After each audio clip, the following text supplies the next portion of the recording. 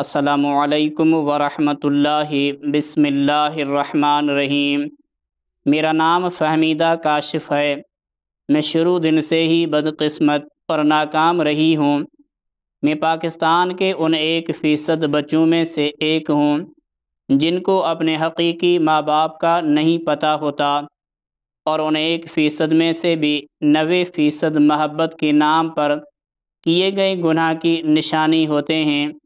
شاید میں بھی ان 90% والوں میں سے ہوں گی، یا پھر شاید نہیں بھی۔ خیر، مجھے چودھری ریحان بخش نے ایک لاوارث بچوں کے ادارے سے اپنی بیگم سے اجازت کے بعد اس وقت گود لیا تھا جب ان کو یقین ہو گیا کہ ان کی بیگم میں ماں بننے کی صلاحیت نہیں ہے۔ اس وقت میں فقط چند ماہ کی تھی، اور میں نے جب ہوش سنبھالا تو مجھے چودھری ریحان بخش نے باپ والا پیار دیا، مگر پتہ نہیں کیوں مجھے لگتا کہ میری ماں کوثر بیگم مجھے اچھا نہیں سمجھتی۔ جب تک میرے بابا ریحان بخش گھر میں رہتے تب تک میں گھر میں کھیلتی کودتی بہت خوش رہتی، اور بابا کے جاتے ہی کوثر بیگم کا سخت لہجہ اور رویہ مجھے سہما دیتا۔ میں ایک کمرے میں دبک کر بیٹھ جاتی، اور اگر بابا سارا دن گھر نہ آتے تو میں سارا دن وہاں بیٹھی رہتی۔ مگر جس تقدیر نے پہلے مجھے میرے سگے ماں باپ دیکھنے نہ دیے تھے، اس نے ایک بار پھر مجھے آزمانے کا فیصلہ کر لیا تھا، اور میرے بابا ریحان بخش دل کا دورہ پڑنے کی وجہ سے چل بسے تھے۔ میرے بابا اکلوتے تھے، اور اپنی بیشتر جائیداد وہ پہلے میری ماں کوثر بیگم اور کچھ میرے نام کر چکے تھے، مگر ابھی تمام تر چیزوں پر مکمل کنٹرول ان کا تھا، جو ان کے مرنے کے بعد میری ماں کوثر بیگم کے پاس آ گیا۔ دوسرے لفظوں میں، میری بدقسمتی کوثر بیگم کی خوش قسمتی بن گئی، اور کوثر بیگم نے عدت پوری ہوتے ہی بابا کے ایک ذاتی ملازم فرقان سے شادی کر لی۔ اب میری تعلیم کا سلسلہ بھی ختم ہو گیا، اور میں گھر میں فرد غیر بن کر رہ گئی۔ جب فرقان کے ہاتھ اتنی ساری دولت لگی تو وہ نشے اور جوئے پر پیسے اڑانے لگا، اور میری ماں کوثر بیگم نے بھی اسے روکنے یا سمجھانے کی کوشش نہ کی۔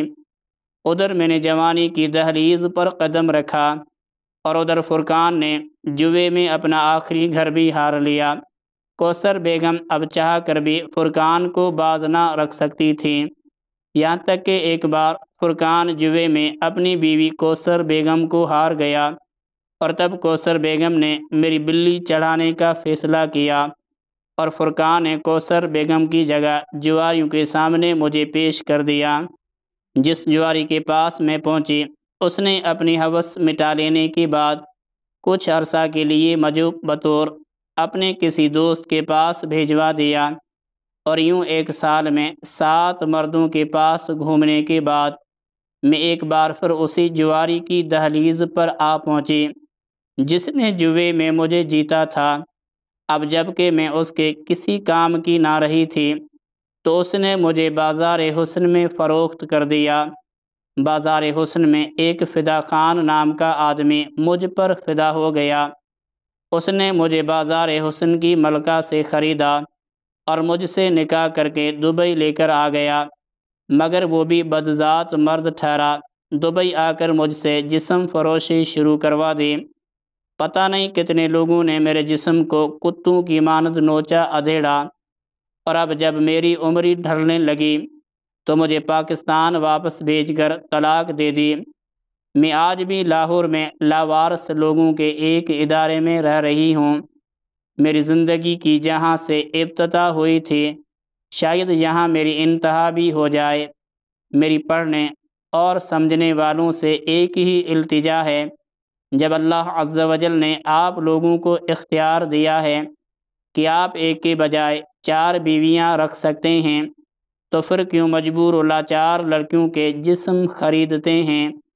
اگر آپ کے پاس جسم خریدنے کے پیسے ہیں تو لڑکی کو کر بٹھا کر کھلانے کے بھی ہیں۔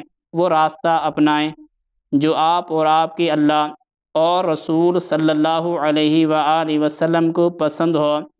آخر میں اس بات پر متفق ہوں کہ عورت مرد سے زیادہ ظالم ہوتی ہے۔